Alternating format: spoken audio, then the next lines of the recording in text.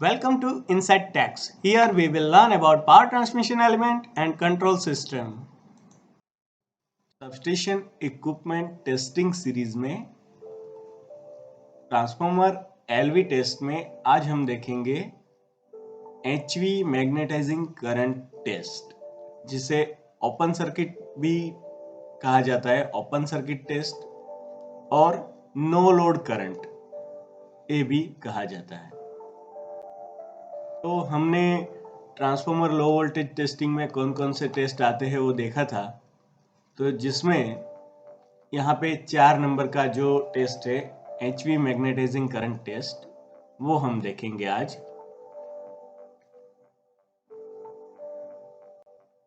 तो हमने देखा था कि transformer low voltage testing kit किस तरह से बनाते हैं, कौन कौन सा मटेरियल उसमें रिक्वायर्ड है वो हमने देखा था, और ट्रांसफॉर्मर टेस्टिंग किट किस तरह से तैयार होती है ये हमने देख लिया। चलिए, तो आज हम शुरू करेंगे transformer HV magnetising current test, वो किस तरह से किया जाता है ट्रांसफॉर्मर में। तो सबसे पहले हमें किट को अर्थिंग देना है, फिर 3 फेज सप्लाई देना है, सारे फ्यूज हम ओपन कर देंगे और अभी ट्रांसफॉर्मर के साथ किट को कनेक्ट करेंगे। तो ये रहा अपना ट्रांसफॉर्मर, और आज हम जो करने वाले हैं वो टेस्ट है HV magnetising current test. HV terminal हम कनेक्ट करेंगे एचवी के साथ, R phase, Y phase, B phase. ठीक है, ये डेल्टा स्टार ट्रांसफॉर्मर है, तो HV side R Y B 3 phase रहेंगे। एलवी साइड तो R Y B neutral star transformer है एलवी साइड, इसीलिए तो वो कनेक्ट करेंगे आर वाई बी न्यूट्रल। अभी इसका फॉर्मेट किस तरह से बनेगा वो देखते हैं। तो टेस्टिंग फॉर्मेट जो बनेगा उसमें सबसे पहली चीज है कि हम अप्लाई करेंगे 3 phase supply on HV side, ठीक है, और एलवी साइड को हम ओपन रखेंगे। ठीक है, तो इस तरह से फॉर्मेट बनेगा।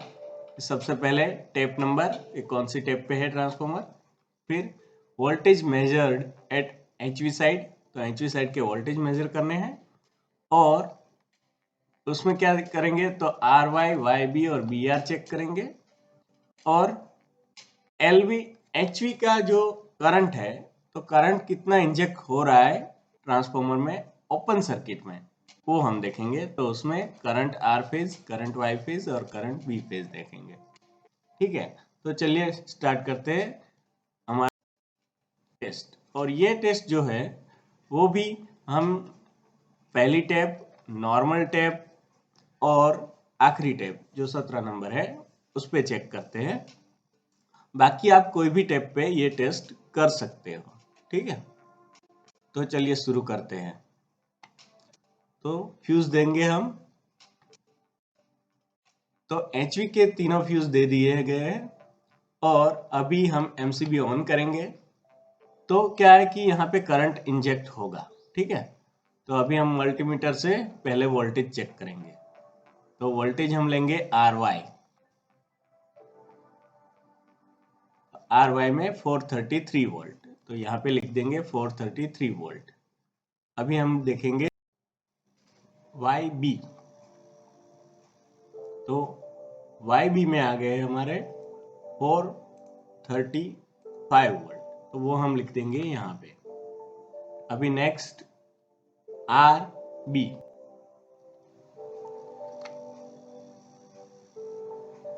तो आर बी में आए हैं 432 वोल्ट, तो हम लिख देंगे 432 वोल्ट।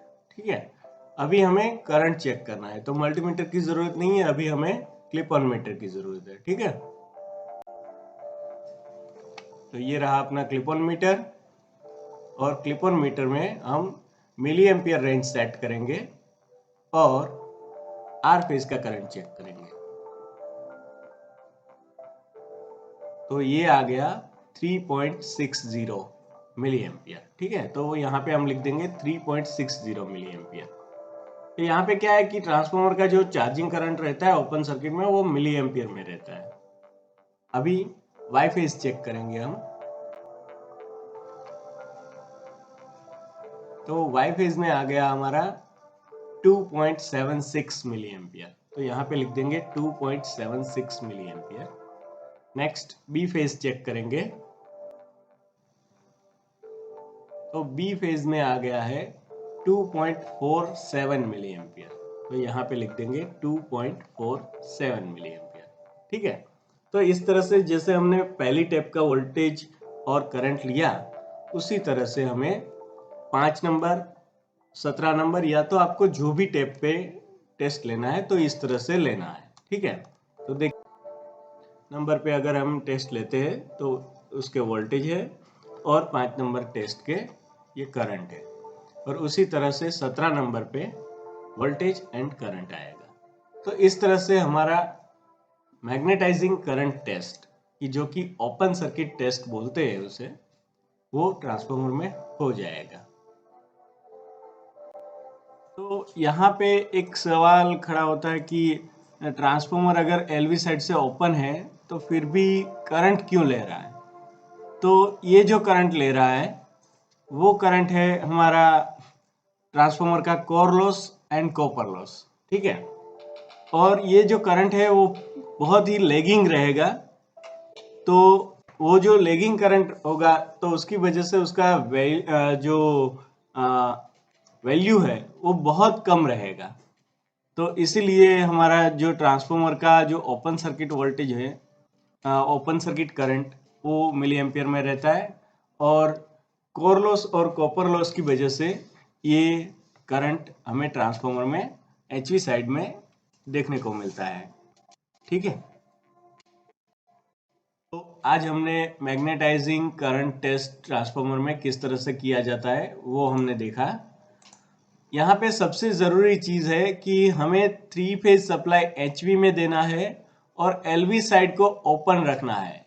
तो एलवी साइड ओपन रहेगा तभी हम मैग्नेटाइजिंग करंट टेस्ट कर पाएंगे।